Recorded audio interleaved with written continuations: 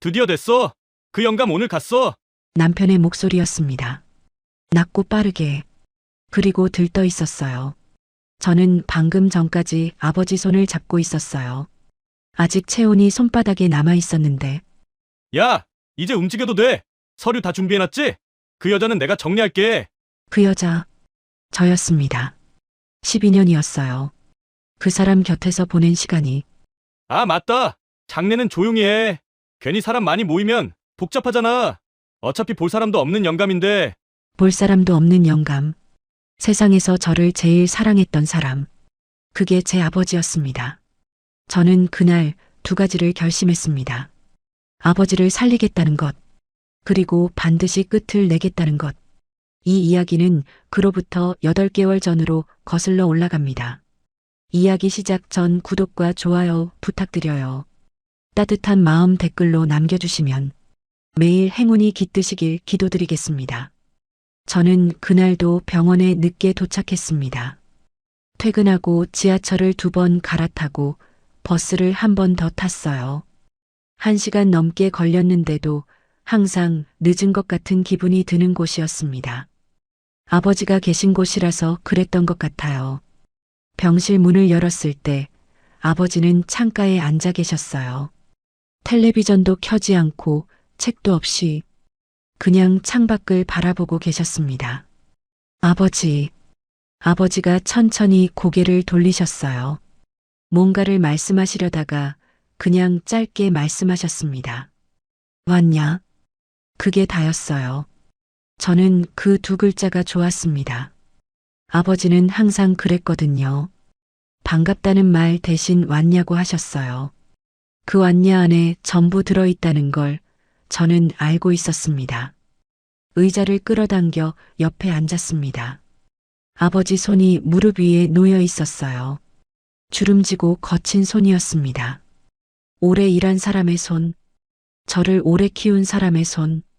저는 아무 말도 못했어요. 그냥 그 손 옆에 제 손을 살며시 올려놨습니다. 아버지가 잠시 내려다보셨다가 다시 창밖을 보셨어요. 그러고는 아주 담담하게 말씀하셨습니다. 미래야, 오늘 결과 나왔다. 저는 심장이 덜컥 내려앉았습니다. 주치의 김 원장님은 조용한 목소리로 설명해 주셨어요. 위암 3기. 전이 소견은 아직 없지만 수술이 어려운 위치라는 것. 항암 치료를 병행하더라도 예후가 밝지 않다는 것. 그리고 마지막으로 조심스럽게 말씀하셨습니다. 보호자분께서 마음의 준비를 하시는 게 좋을 것 같습니다. 6개월. 숫자로 들으니까 이상했어요. 아버지의 시간이 숫자가 된 것 같아서 저는 그 자리에서 울지 않으려고 입술을 꽉 깨물었습니다. 아버지가 보고 계셨거든요. 저보다 훨씬 더 담담한 얼굴로. 진료실을 나오는데 아버지가 제 어깨를 한번 툭 치셨어요. 아무 말 없이 위로인지 신호인지 모를 그 손길에 저는 그만 코끝이 찡해졌습니다. 아버지를 병실에 모셔다 드리고 집으로 돌아왔습니다. 현관을 여는데 남편 윤석준이 소파에 앉아 있었어요. 노트북을 보다가 고개를 들었습니다. 늦었네. 병원이야? 응. 저는 가방을 내려놓고 소파 맞은편에 앉았습니다. 한참 말을 못했어요. 어디서부터 꺼내야 할지 몰라서. 아버지 결과 나왔어. 남편이 노트북을 닫았습니다. 어떻게 됐어? 위암 3기야. 6개월이래. 잠깐 침묵이 흘렀어요. 저는 그 침묵 속에서 남편이 어떤 표정을 짓는지 보고 싶지 않았습니다. 눈을 내리깔고 있었거든요. 그런데 남편이 꺼낸 첫 마디가 이랬어요. 그래도 6개월이면 준비할 시간은 있겠네. 저는 고개를 들었습니다.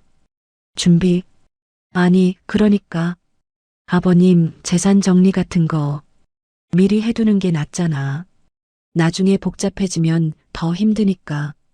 남편이 덧붙였어요. 내가 알아서 도와줄게. 그런 거 나한테 맡겨. 저는 아무 말도 하지 못했습니다. 불쾌했어요. 분명히 불쾌했는데 저는 스스로를 달랬습니다. 석준이가 원래 이래. 감정 표현이 서툰 거야. 걱정하는 방식이 다른 것뿐이야. 지금 생각하면 그때 이미 알았어야 했습니다. 그 말이 걱정이 아니라는 걸. 그날 밤이었습니다. 잠이 오지 않아서 물을 마시러 나왔다가 서재 불이 켜져 있는 걸 봤어요. 남편이 늦게까지 뭔가를 하고 있었습니다. 문이 살짝 열려 있었어요. 들어가려다가 남편의 목소리가 들렸습니다. 전화를 하고 있었어요. 낮고 빠른 목소리로. 응, 맞아. 6개월이래.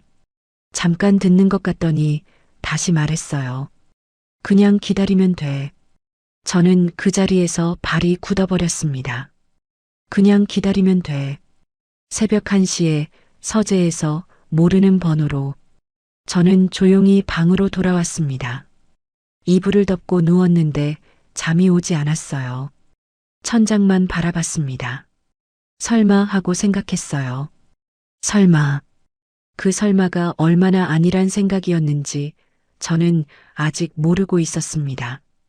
이틀 후 병원에 갔을 때였어요. 아버지 침대 옆 탁자에 텀블러 하나가 놓여 있었습니다. 깔끔한 검은색 텀블러. 아버지 것이 아니었어요. 이거 누가 가져다 줬어요? 아버지가 짧게 대답하셨습니다. 석준이가 건강에 좋은 거라고 가져왔더라. 저는 텀블러를 들었습니다. 흔들어 보니 안에 뭔가 들어 있었어요. 아버지 드셨어요? 아버지가 저를 바라보셨습니다. 아주 잠깐 뭔가 말씀하시려는 것 같았어요. 그런데 그냥 고개를 저으셨습니다. 아직? 저는 텀블러를 다시 내려놨습니다. 이상하다고 생각했지만 그때도 넘겼어요. 그러다가 배웅을 받으러 나가는 길이었습니다. 엘리베이터 앞에서 아버지가 제 팔을 잡으셨어요. 그리고 아주 조용하게 말씀하셨습니다. 미래야, 석준이 조심해라. 엘리베이터 문이 열렸어요. 저는 그 말의 의미를 묻기도 전에 문이 닫혔습니다. 아버지의 얼굴이 좁아지는 문틈 사이로 사라졌어요. 그 표정이 담담한 것 같으면서도 어딘가 무거운 그 얼굴이 한참 동안 머릿속에서 지워지지 않았습니다. 아버지의 말이 며칠째 머릿속에서 떠나지 않았습니다. 석준이 조심해라. 출근을 하고 밥을 먹고 잠자리에 들어도 눈을 감으면 그 목소리가 들렸어요. 엘리베이터 문이 닫히면서 사라지던 아버지의 얼굴과 함께. 그래도 저는 스스로를 달랬습니다. 아버지가 예민해지신 거야. 시한부 판정을 받으셨으니까. 불안하신 거야. 석준이가 재산 얘기를 먼저 꺼낸 게 마음에 걸리셨던 거겠지.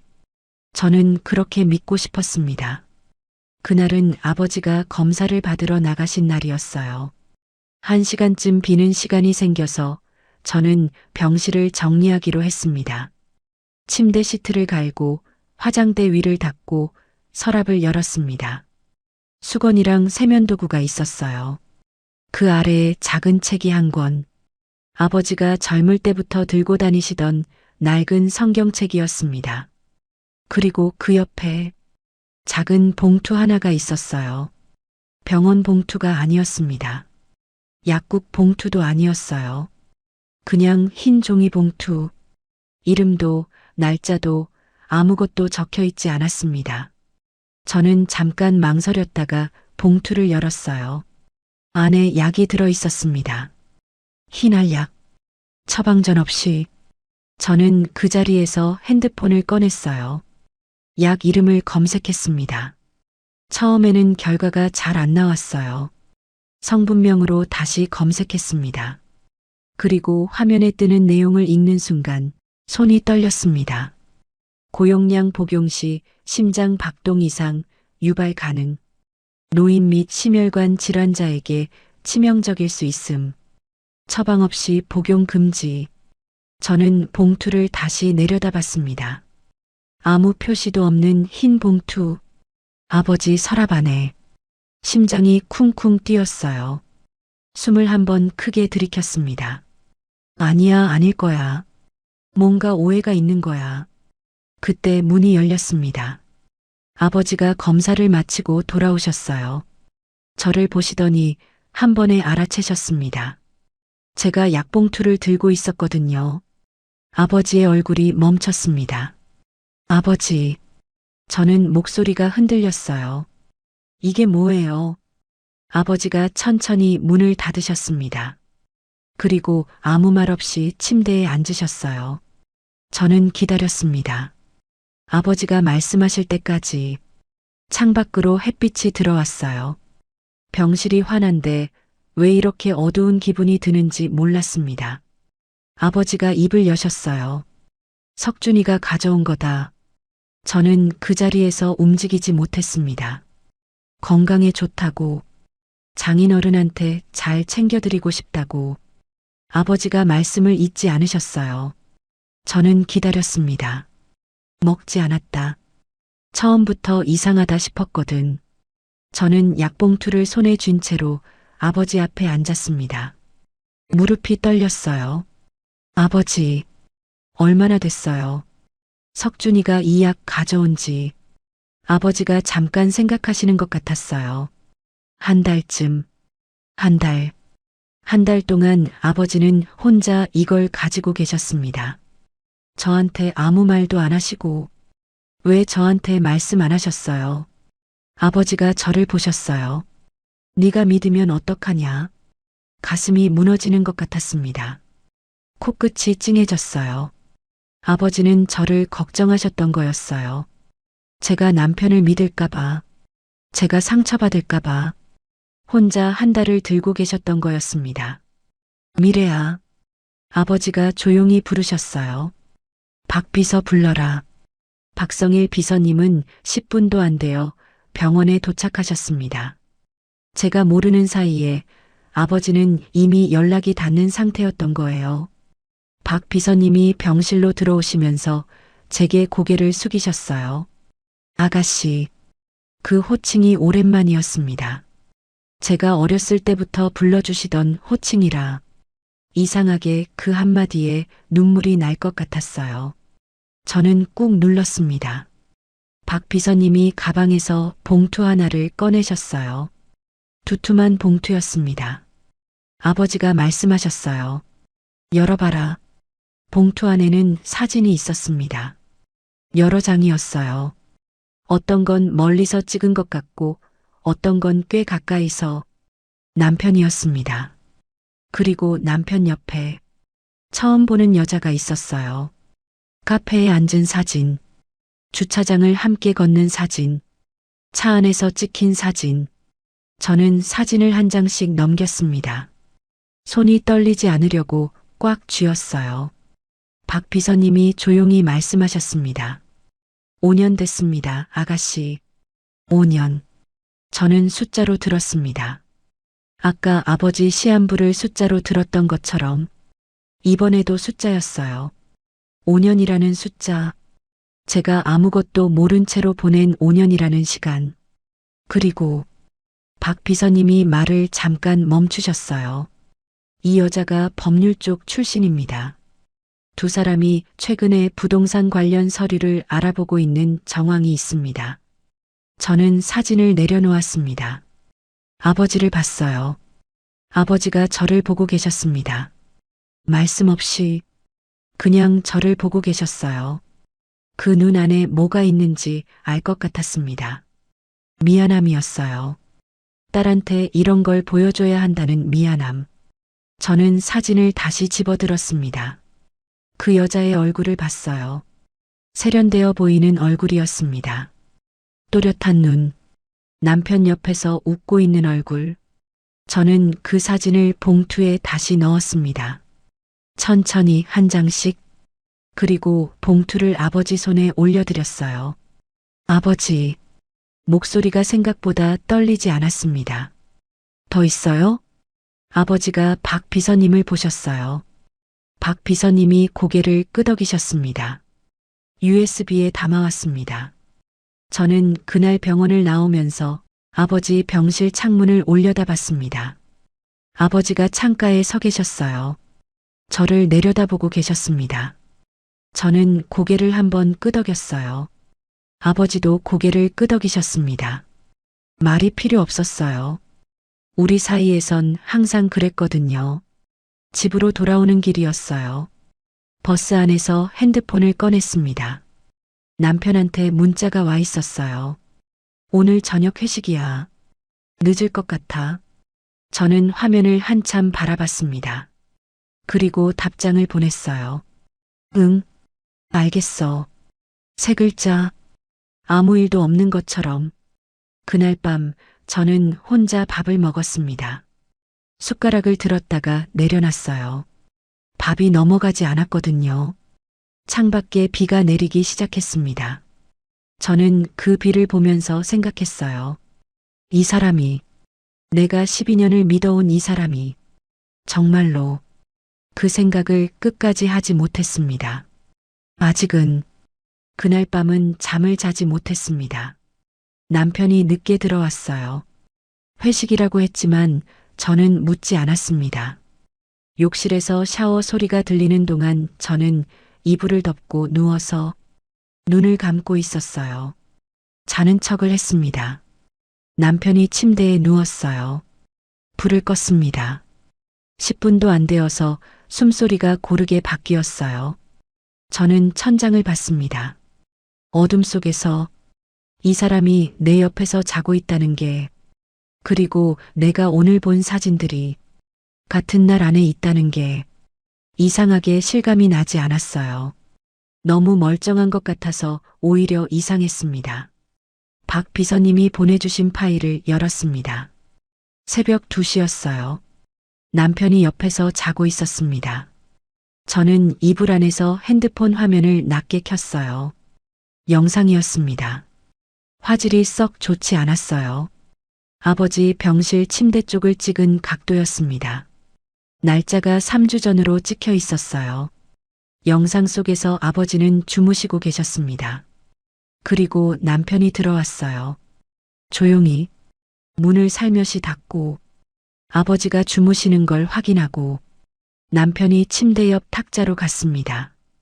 텀블러를 들었어요. 뚜껑을 열었습니다. 그리고 주머니에서 봉투를 꺼냈어요. 저는 영상을 멈춰야 했습니다. 숨을 쉬지 않고 있었어요. 그걸 인식하고 나서야 겨우 숨을 들이켰습니다. 다시 재생했어요. 남편의 손이 봉투를 기울였습니다. 텀블러 안으로 뚜껑을 다시 닫았어요. 탁자에 내려놨습니다. 그리고 나서 남편은 아버지 얼굴을 한번 봤어요. 그 표정이, 자는 아버지를 내려다보는 그 표정이, 저는 그게 제일 무서웠습니다. 무관심도 아니고 미움도 아닌 그냥 계산이었어요. 다 끝낸 사람의 얼굴이었습니다. 저는 핸드폰을 내려놨어요. 이불 위에 옆에서 남편이 자고 있었습니다. 숨소리가 들렸어요. 규칙적이고 편안한 숨소리. 저는 그 숨소리를 들으면서 생각했습니다. 더 이상 의심이 아니었어요. 다음 날 아침 저는 남편보다 먼저 일어났습니다. 평소처럼 밥을 차렸어요. 평소처럼 마주 앉았습니다. 평소처럼 말했어요. 오늘 병원 들를게. 남편이 젓가락을 들면서 대답했습니다. 그래. 아버님한테 잘해드려. 저는 밥을 먹었습니다. 한 숟갈씩 아무 일도 없는 것처럼. 그게 제 평생 가장 힘든 식사였어요. 병원에 도착했을 때 박 비서님이 먼저 와 계셨습니다. 아버지가 저를 보시더니 한마디 하셨어요. 봤냐? 저는 고개를 끄덕였습니다. 셋이 마주 앉았어요. 아버지, 박 비서님 병실 문을 잠갔습니다. 한참 아무 말이 없었어요. 제가 먼저 입을 열었습니다. 경찰에 신고하면 안 돼요? 박 비서님이 조심스럽게 말씀하셨어요. 현재로선 증거가 충분하지 않습니다. 약을 탄 정황은 있지만 실제로 아버님이 드신 게 아니시라 직접적인 피해 입증이 어렵습니다. 서방님 측 변호사가 달라붙으면 흐지부지 될 가능성이 높아요. 저는 들었습니다.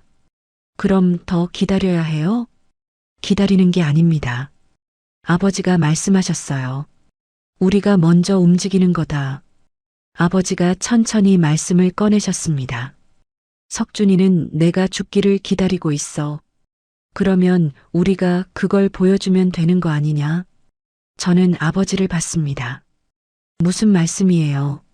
내가 죽은 것처럼 보이면 그 인간이 움직인다.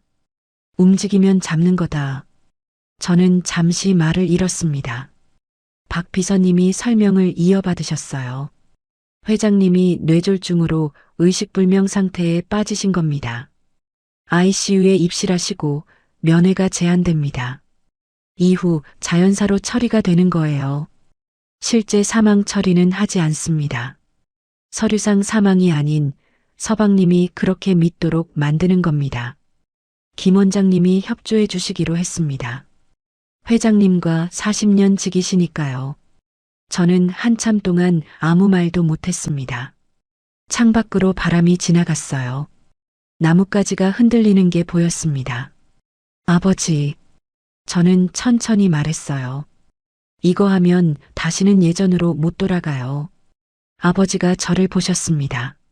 한참을, 미래야, 예전이 뭐가 좋았냐? 저는 눈물이 나오려는 걸 꾹 눌렀습니다. 저도 같이 할게요. 아버지가 고개를 끄덕이셨어요. 아무 말 없이 그 고개 끄덕임 하나가 저한테는 충분했습니다. 준비는 빠르게 진행됐습니다. 김 원장님이 진단서를 작성하셨어요. 뇌졸중으로 인한 의식불명 상태, ICU 입실, 아버지의 재산은 제 단독 명의로 이전하는 공증을 마쳤습니다. 박 비서님이 모든 서류를 처리하셨어요. 단 사흘 만에 아버지가 ICU에 실려 들어가시는 날이었어요. 저는 아버지 손을 잡았습니다. 복도를 이동하는 침대 옆을 걸으면서 아버지가 누운 채로 낮게 말씀하셨어요. 미래야, 아빠가 꼭 살아서 돌아올게. 저는 대답하지 못했습니다. 목이 꽉 막혀서 그냥 손을 더 꽉 쥐었어요. ICU 문이 열렸습니다. 아버지가 안으로 들어가셨어요. 문이 닫혔습니다. 저는 그 문 앞에 한참 서 있었어요. 그리고 핸드폰을 꺼냈습니다. 남편에게 전화했어요. 여보, 아버지가 갑자기 쓰러지셨어. 빨리 와. 전화기 너머로 잠깐의 침묵이 있었습니다. 그리고 남편이 말했어요. 지금 바로 갈게. 목소리가 놀란 것 같았어요. 걱정하는 것처럼. 하지만 저는 이제 알고 있었습니다. 그 목소리 아래에 뭐가 있는지. 전화를 끊고 나서 저는 ICU 문을 한 번 더 봤습니다. 괜찮을 거야, 아버지. 제가 끝낼게요. 그날 밤이었어요. 남편이 병원 복도에서 전화를 하는 걸 봤습니다. 저한테서 조금 떨어진 곳에서 목소리를 낮추고 있었어요. 저는 자판기 앞에 서 있는 척하면서 들었습니다. 응, 이제 시간 문제야. 잠깐 듣는 것 같더니 준비해. 전화를 끄는 남편이 저한테 걸어왔어요. 걱정스러운 표정을 하고 있었습니다. 미래야, 힘들지? 내가 여기 있을게. 저는 그 사람을 바라봤습니다. 고마워. 웃어줬어요. 눈물도 보여줬습니다. 진짜 눈물이었어요. 다만 이유가 달랐습니다. 장례식장은 작았습니다. 아버지가 원하신 대로였어요. 번듯한 장례식장 대신 병원 부속 소규모 빈소. 조화도 많지 않았습니다. 화환 몇 개, 흰 국화 몇 송이. 박 비서님이 지인들에게 연락을 돌리셨어요. 가족장으로 조용히 치르겠습니다. 조문은 정중히 사양합니다. 그래도 몇 분이 오셨어요. 아버지 옛 동료분들. 말없이 고개를 숙이고 가셨습니다. 저는 상주석에 앉아 있었어요. 검은 상복을 입고 눈이 충혈되어 있었습니다. 울었거든요. 진짜로. 아버지가 살아계신다는 걸 알면서도 저는 울었어요. 이상하죠. 근데 어쩔 수 없었습니다. 아버지의 영정 사진을 보는데 젊었을 때 찍은 사진이었거든요. 양복을 입고 약간 어색하게 웃고 있는 그 사진을 보니까 이 사람이 얼마나 오래, 얼마나 묵묵하게 혼자 살아왔는지가 느껴졌어요. 그래서 눈물이 났습니다. 연기가 아니었어요. 남편은 제 옆에 앉아 있었습니다. 검은 넥타이를 매고 침통한 표정을 하고 조문객이 오실 때마다 고개를 숙였어요. 감사합니다. 편히 가셨습니다. 그 말을 얼마나 자연스럽게 하던지 저는 그 옆에서 들었습니다. 편히 가셨습니다. 편히 가셨습니다. 저는 손을 무릎 위에 가지런히 올려놓았어요. 손이 떨리지 않도록. 장례 첫날 저녁이었습니다. 조문객이 빠져나가고 빈소가 조용해졌어요. 박 비서님이 잠깐 자리를 비우셨습니다. 남편이 제 쪽으로 몸을 기울이더니 낮게 말했어요. 미래야, 아버님 금고 비밀번호가 뭐야? 저는 고개를 돌렸습니다. 지금? 아니, 그러니까. 남편이 목소리를 더 낮췄어요. 나중에 정리할 때 복잡해지면 힘들잖아. 미리 알아두는 게 낫지. 아버님도 그걸 원하실 거야. 아버지의 영정 사진이 바로 앞에 있었습니다. 양복을 입고 어색하게 웃고 있는 저는 그 사진을 보면서 말했어요. 나중에 얘기해. 남편이 잠깐 저를 봤어요. 그러고는 고개를 끄덕이고 앞을 봤습니다. 그날 밤 남편은 혼자 자리를 비웠어요. 화장실 간다고 했습니다. 20분이 지났어요. 저는 알았습니다. 전화를 하러 나간 거라는 걸. 장례 이튿날 오전이었습니다. 저는 빈소 입구 쪽에 서 있었어요. 조문객을 맞이하고 있었습니다. 그때 여자가 들어왔어요. 검은 옷을 입고 있었습니다. 조이금 봉투를 손에 들고 차분하게 걸어 들어오는데 처음 보는 얼굴이었어요. 그런데 이상했습니다. 처음 보는 얼굴인데 어딘가 낯설지 않았어요. 사진에서 봤던 거였습니다. 사진에서 수십 번 봤던 얼굴이었어요. 저는 움직이지 않았습니다. 여자가 제 앞에서 멈추더니 고개를 살짝 숙이며 말했어요.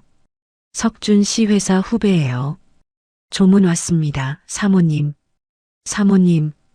그 호칭이 입에서 나오는 방식이 너무 자연스러웠어요. 연습한 것처럼. 저는 그 여자의 눈을 봤습니다. 또렷한 눈이었어요. 조의를 표하러 온 사람의 눈이 아니었습니다. 뭔가를 재는 눈이었어요. 저를, 이 빈소를, 이 상황을 감사합니다. 저는 말했어요. 먼 길 오셨네요. 여자가 다시 한번 고개를 숙이고 들어갔습니다. 저는 그 뒷모습을 봤어요. 걷는 방식이 이 공간에 어울리지 않게 당당했습니다. 저는 화장실에 갔습니다. 문을 잠갔어요. 세면대 앞에 섰습니다. 거울 속에 제 얼굴이 보였어요. 눈이 충혈되어 있었습니다. 입술이 창백했어요. 저는 찬물을 틀었어요. 손을 담갔습니다. 차가운 물이 손등을 타고 흘렀어요. 저 여자가 조이금 봉투를 들고 이 자리에 왔습니다. 아버지 장례식에 당당하게. 그게 무슨 의미인지 저는 알고 있었어요. 이 사람들은 이미 다 된 거라고 생각하고 있는 거였습니다. 저는 거울 속 제 눈을 봤어요. 괜찮아. 아직 때가 아니야. 조금만 더.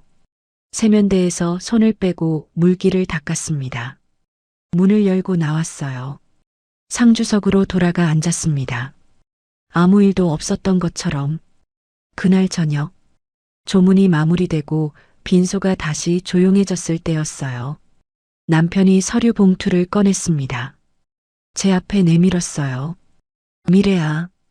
재산 정리 서류야. 사인해줘. 저는 봉투를 받았습니다. 천천히 열었어요. 서류를 펼쳤습니다. 남편이 제 옆에서 기다리고 있었어요. 저는 서류를 읽었습니다. 한 줄씩, 그리고 조용히 봉투를 덮었어요. 남편이 물었습니다. 왜? 뭐가 문제야? 저는 서류를 남편 앞에 내밀었습니다. 내일 읽어볼게. 피곤해서. 남편이 잠깐 저를 봤어요. 뭔가 말하려다가 참는 것 같았습니다. 그래. 쉬어. 그 목소리에서 저는 처음으로 조급함을 느꼈어요. 숨겨놓은 조급함. 잘 눌러놓은 조급함. 저는 그걸 들으면서 생각했습니다. 잘 참고 있구나. 나도 잘 참고 있으니까. 조금만 더 기다려. 장례가 끝난 날 밤이었어요. 저는 빈소를 마지막으로 정리하면서 아버지 영정 사진을 내렸습니다. 양복을 입고 어색하게 웃고 있는 얼굴. 저는 그 사진을 들여다봤어요. 아버지, 기다리고 있어요. 사진을 가방에 넣었습니다. 불을 껐어요. 빈소 문을 닫았습니다. 복도를 걸어 나오는데 핸드폰이 울렸어요. 박 비서님이었습니다. 아가씨, 준비됐습니다. 저는 멈추지 않고 걸으면서 말했어요. 네, 저도요. 장례가 끝나고 사흘째 되는 날이었습니다. 남편은 아침부터 기분이 좋아 보였어요. 이유를 모르는 척했지만 저는 알고 있었습니다. 기다려온 시간이 끝났다고 생각하는 거였어요. 이제 시작이라고 아침을 먹으면서 말했습니다. 미래야, 오늘 서류 정리하자. 아버님 유산 관련해서 확인해야 할 게 있어. 저는 밥숟가락을 내려놓지 않았어요. 그냥 고개를 끄덕였습니다. 그래. 오후가 됐어요. 남편이 서류 봉투를 꺼냈습니다. 두툼했어요. 미리 준비해 놓은 것들이었습니다. 거실 소파에 나란히 앉았어요. 남편이 서류를 펼쳤습니다. 여기 사인하면 돼. 아버님 명의 부동산이랑 예금 계좌 정리하는 서류야. 복잡한 거 없어? 그냥 사인 몇 개만 하면 끝나. 저는 서류를 받았습니다. 천천히 읽기 시작했어요. 한 줄씩. 남편이 옆에서 기다렸어요. 처음엔 조용히. 조금 지나니까 손가락으로 무릎을 두드리기 시작했어요. 저는 모른 척 읽었습니다. 다 읽었어? 남편이 먼저 물었어요. 저는 마지막 장을 넘겼습니다. 그리고 서류를 덮었어요. 여보, 저는 남편을 봤습니다. 이 서류 소용없어. 남편이 표정이 굳었어요. 무슨 소리야? 아버지 재산.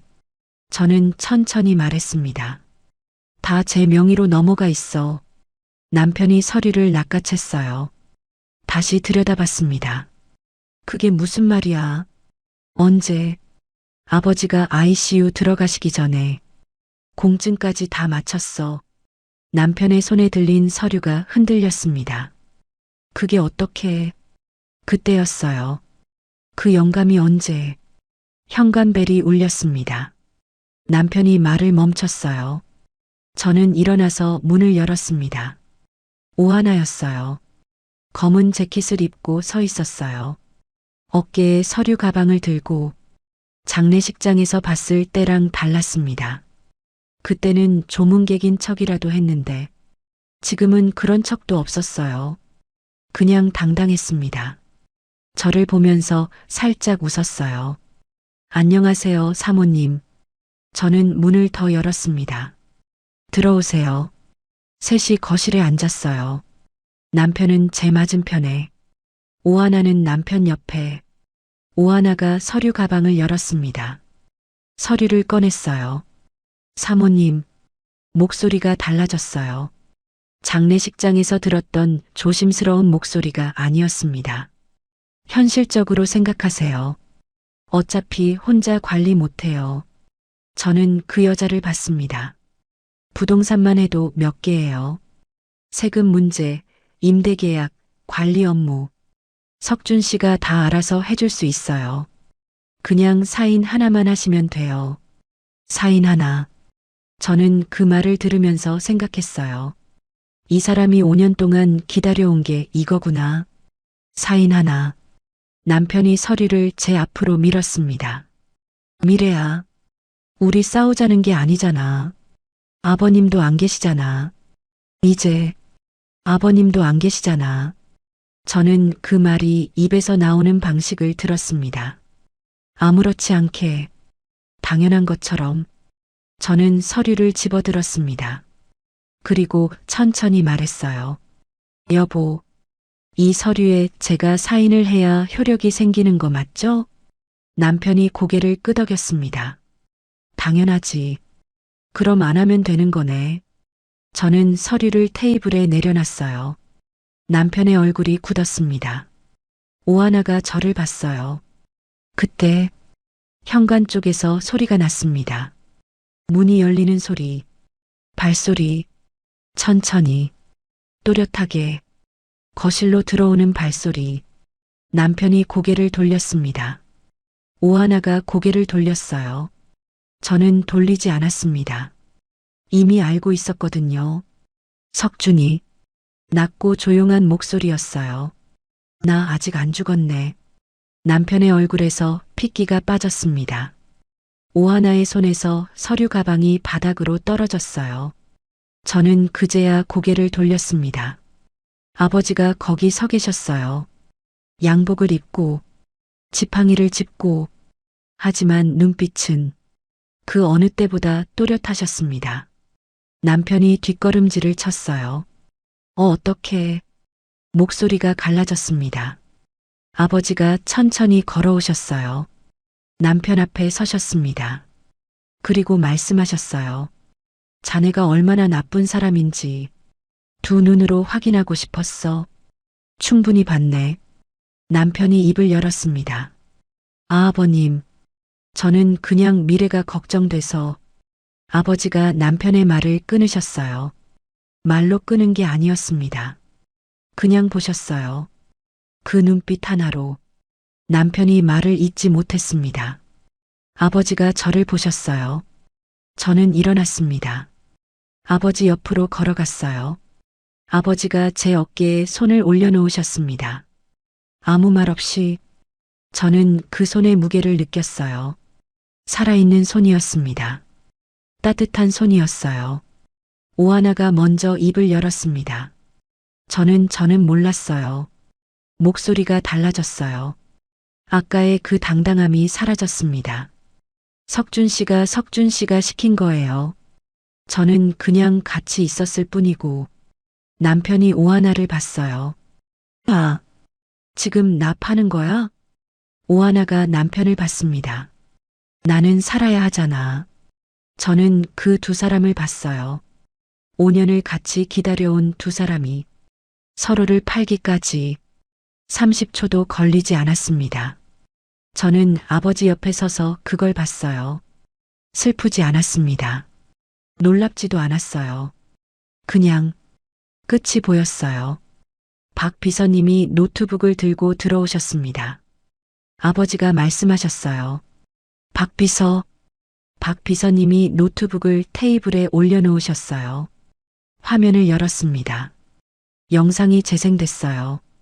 소리 없이 병실, 침대, 자고 계신 아버지, 그리고 들어오는 남편, 텀블러, 봉투.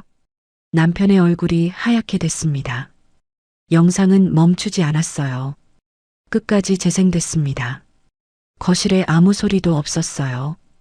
영상이 끝나고 박 비서님이 노트북을 닫으셨습니다. 아버지가 윤석준을 보셨어요. 윤석준 씨, 처음으로 그 이름을 그렇게 부르셨습니다. 할 말 있나? 남편은 아무 말도 하지 못했어요. 아무도 말이 없었습니다.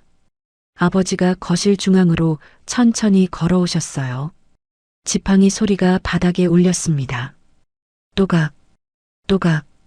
그 소리가 이상하게 크게 들렸어요. 거실이 넓지도 않은데 남편은 소파에서 일어나 있었습니다. 등이 벽 쪽으로 밀려 있었어요. 자기도 모르게 뒷걸음질을 친 거였습니다.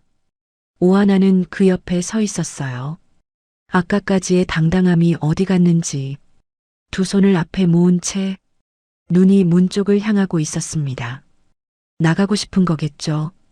하지만 나갈 수가 없었어요. 아버지가 맡고 계셨거든요. 아버지가 소파에 앉으셨습니다. 천천히 정면을 보시면서 저는 아버지 옆에 섰어요. 아버지가 남편을 보셨습니다. 앉아.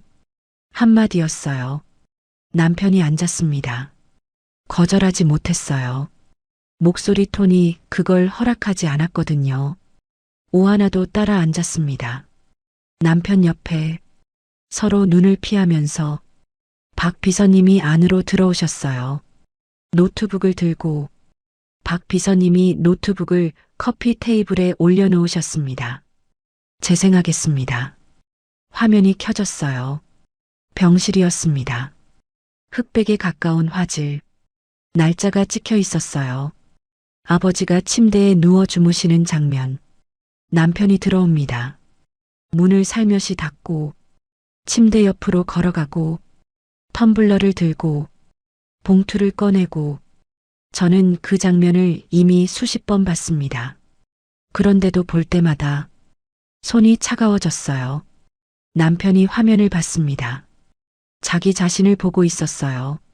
얼굴이 하얗게 됐습니다. 오하나가 옆에서 남편의 팔을 붙잡았어요. 그리고 놓았습니다. 붙잡은 게 도움이 안 된다는 걸 바로 안 거겠죠. 영상이 끝났어요. 박 비서님이 노트북을 덮으셨습니다. 거실에 아무 소리도 없었어요. 에어컨 소리만 났습니다.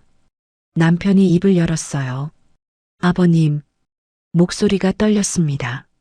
저는 그게 아버님 건강에 좋다고 들어서 그냥 좋은 거 드시게 하려고. 아버지가 아무 말씀도 하지 않으셨어요. 남편이 계속했습니다. 제가 잘못 알고 있었던 거예요. 그 약이 그런 성분인 줄 몰랐어요.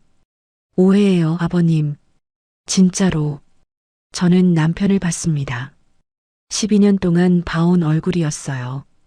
지금 그 얼굴에서 뭔가를 처음 봤습니다. 두려움이었어요. 이렇게 두려워하는 사람인 줄 몰랐습니다. 처음 보는 얼굴이었어요. 아버지가 말씀하셨어요. 석준이. 남편이 아버지를 봤습니다. 나는 자네한테 딸을 줬어. 12년 동안 잘 살라고. 아버지가 잠깐 말을 멈추셨어요. 근데 자네는 내가 빨리 죽기를 바랐던 거잖나. 남편이 고개를 숙였습니다. 부정하지 않았어요. 그게 부정하는 것보다 더 무서웠습니다. 오하나가 먼저 입을 열었습니다. 저는 몰랐어요. 모두가 오하나를 봤어요. 석준 씨가 저한테 다 얘기를 안 했어요. 저는 그냥 같이 있었던 거지. 직접적으로 관여한 게 없어요. 남편이 오하나를 봤습니다. 아, 낮은 목소리였어요. 지금 나 파는 거야. 오하나가 남편을 봤어요. 오빠. 그 한마디에 모든 게 들어 있었습니다. 5년이 들어 있었어요. 나는 살아야 하잖아. 남편의 얼굴이 굳었습니다. 같이 한 거잖아. 나한테 먼저 얘기한 거 누구야? 내가 먼저 하자고 했어. 내가 먼저 하자고 했어. 오하나가 고개를 돌렸어요. 나는 말로만 한 거야. 직접 약 탄 건 오빠잖아. 그게 달라. 두 사람이 서로를 봤습니다. 5년을 같이 기다려온 두 사람이 30초도 안 되어서 서로의 적이 됐어요. 저는 그걸 보면서 이상하게 아무 감정이 없었습니다. 놀랍지도 않았어요. 통쾌하지도 않았어요. 그냥 그럴 줄 알았습니다. 아버지가 박 비서님을 보셨어요. 박 비서. 두 번째 파일. 박 비서님이 노트북을 다시 여셨습니다. 이번엔 영상이 아니었어요. 음성 파일이었습니다. 재생 버튼을 누르셨어요. 스피커에서 소리가 나왔습니다. 남편의 목소리였어요. 그리고 오하나의 목소리. 장인이 6개월이래. 그럼 이제 우리 차례야. 서류는 내가 다 준비해 놓을게. 부동산이 몇 개야? 3개. 예금까지 하면 꽤 돼. 그 여자는? 정리하면 되지. 오하나의 손이 떨렸습니다. 남편이 눈을 감았어요. 음성이 계속 흘러나왔습니다. 멈추지 않고 빨리 됐으면 좋겠다. 나도 지쳤어. 나도 지쳤어. 저는 그 목소리를 들었습니다. 제 남편 목소리였어요. 제가 12년 동안 들어온 목소리. 밥 먹으면서 듣고, 자기 전에 듣고, 아침에 일어나서 듣던 그 목소리가 지쳤어. 라고 했습니다. 저를 두고 저는 눈물이 나지 않았어요. 이미 다 울었거든요. 이미 다 울었습니다. 혼자서 박 비서님이 음성을 멈추셨어요. 이 파일은 박 비서님이 말씀하셨습니다. 오늘 오전에 이미 3곳에 전달됐습니다. 남편이 박 비서님을 봤어요. 윤석준 씨 재직 중인 회사 이사회, 그리고 윤석준 씨 본가, 그리고 박 비서님이 잠깐 멈추셨어요. 관할 경찰서의 고소장과 함께 남편이 소파에서 일어섰습니다. 야, 잠깐만. 이건 아니잖아. 우리 얘기를 먼저 해야지. 미래야. 남편이 저를 봤어요. 미래야, 12년이잖아. 우리 12년이잖아. 저는 남편을 봤습니다. 그리고 말했어요. 당신이 먼저 버렸잖아요. 남편이 입을 닫았습니다. 저는 더 이상 그 얼굴을 보지 않았어요. 현관벨이 울렸습니다. 박 비서님이 문을 여셨어요. 경찰이었습니다. 2명. 거실로 들어오면서 남편과 오하나를 봤어요. 윤석준 씨 맞으시죠? 남편이 아무 말도 못했습니다. 오하나 씨도 계시네요. 오하나가 핸드백을 꽉 쥐었어요. 경찰이 말했습니다. 살인미수 및 재산 편취 혐의로 임의동행 요청드립니다. 남편이 저를 봤어요. 마지막으로 저는 창밖을 봤습니다. 2 사람이 나갔어요. 나가면서 오하나가 남편을 흘겨봤습니다. 남편은 오하나를 보지 않았어요. 저도 보지 않았습니다. 현관문이 닫혔어요. 거실이 조용해졌습니다. 저는 그 자리에 서 있었어요. 한참 아버지가 말씀하셨습니다. 미래야. 저는 아버지를 봤어요. 밥은 먹었냐? 그 한마디였어요. 저는 그 말에 그만 무너졌습니다. 참았던 눈물이 한꺼번에 났어요. 소리도 없이 그냥 흘렀습니다. 아버지가 일어나셨어요. 지팡이를 짚고 천천히 제 옆으로 오셨습니다. 그리고 아무 말 없이 제 어깨에 손을 올려놓으셨어요. 무거운 손이었습니다. 따뜻한 손이었어요. 저는 그 손 아래서 한참을 울었습니다. 아버지는 아무 말씀도 안 하셨어요. 그냥 그 자리에 계셨습니다. 그것만으로 충분했어요. 1년이 지났습니다. 윤석준은 살인미수 및 재산 편취 혐의로 1심에서 징역 7년을 선고받았어요. 오하나는 공범으로 징역 3년. 2 사람은 재판 내내 서로를 탓했습니다. 끝까지 마지막 진술에서도 저는 재판에 한 번만 나갔어요. 딱 한 번. 판결이 나는 날, 판사가 선고를 읽는 동안 저는 창밖을 봤습니다. 하늘이 맑았어요. 그게 다였습니다. 아버지와 저는 이사를 했어요. 넓은 집 대신 작은 빌라를 골랐습니다. 2층짜리, 마당은 없지만 아버지 방에 오전 햇볕이 잘 드는 곳이었어요. 이사 오던 날, 박 비서님이 짐을 옮겨주셨습니다. 짐이 많지 않았어요. 아버지가 가져오신 건 낡은 성경책, 어머니 사진, 그리고 제 어렸을 때 사진 몇 장. 그게 전부였습니다. 저는 그걸 보면서 이 사람이 평생 뭘 붙들고 살았는지 알 것 같았어요. 첫 아침이었어요. 제가 늦잠을 잔 것 같았는데 부엌에서 소리가 났습니다. 나가보니까 아버지가 계셨어요. 앞치마를 두르고 가스레인지 앞에 서 계셨습니다. 계란을 굽고 계셨어요. 된장국이 끓고 있었고 김치가 접시에 담겨 있었습니다. 저는 부엌 입구에서 멈췄어요. 아버지가 고개를 돌리셨습니다. 일어났냐? 저는 아무 말도 못했어요. 아버지가 계란을 뒤집으셨습니다. 아무렇지 않게 앉아 있어. 다 됐다. 저는 식탁에 앉았어요. 아버지가 밥을 차려주셨습니다. 계란 2개, 된장국, 김치, 소박했어요. 아무것도 특별하지 않은 밥상이었는데 저는 첫 숟가락을 뜨는데 목이 메었습니다. 아버지가 맞은편에 앉으셨어요. 밥을 드시기 시작했습니다. 아무 말 없이 저도 먹었어요. 창문으로 오전 햇볕이 들어왔습니다. 식탁 위에 노랗게 깔렸어요. 그 햇볕 안에서 아버지랑 저랑 밥을 먹었습니다. 아무것도 특별하지 않은 그냥 아침 밥상이었는데 그게 제 평생 제일 맛있는 밥이었어요. 밥을 다 먹고 나서 아버지가 물을 한 잔 드셨어요. 그리고 말씀하셨습니다. 맛없었지? 저는 피식 웃었어요. 맛있었어요. 아버지가 차려줬으니까. 아버지가 헛기침을 하셨습니다. 먹을만 하면 됐지. 저는 웃었어요. 아버지도 입꼬리가 약간 올라가셨습니다. 그게 아버지의 웃음이었어요. 설거지를 하고 나서 저는 아버지한테 물었어요. 아버지, 그때 무섭지 않으셨어요? 아버지가 뭘 말하는지 아셨을 거예요. ICU에 들어가시던 날, 죽은 척을 해야 했던 그 시간들, 아버지가 잠깐 창밖을 보셨어요.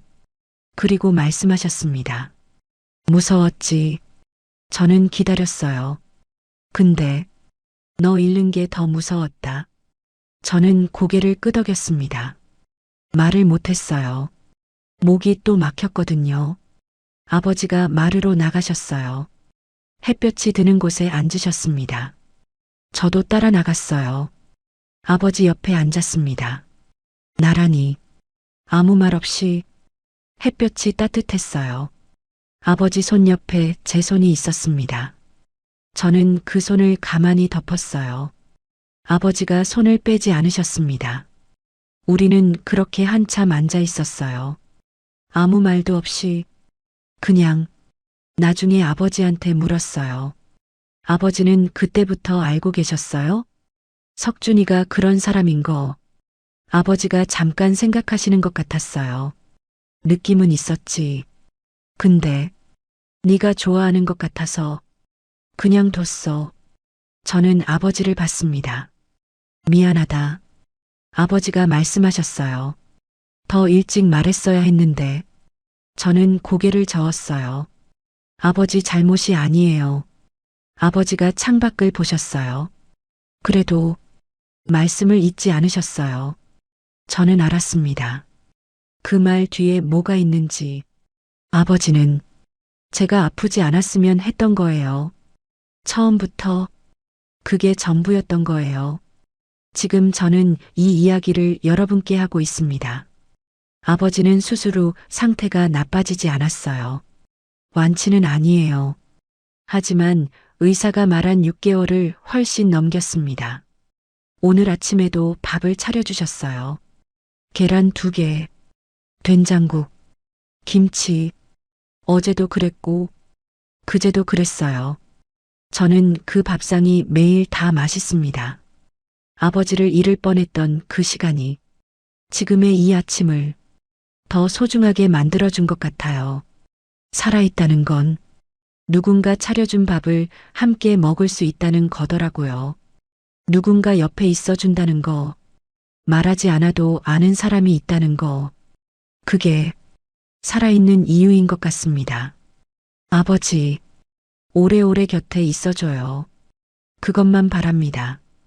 여러분도 곁에 있어주고 싶은 사람, 곁에 있어 주었으면 하는 사람, 꼭 오래오래 함께 하시길 바랍니다. 지금까지 들어주셔서 감사합니다.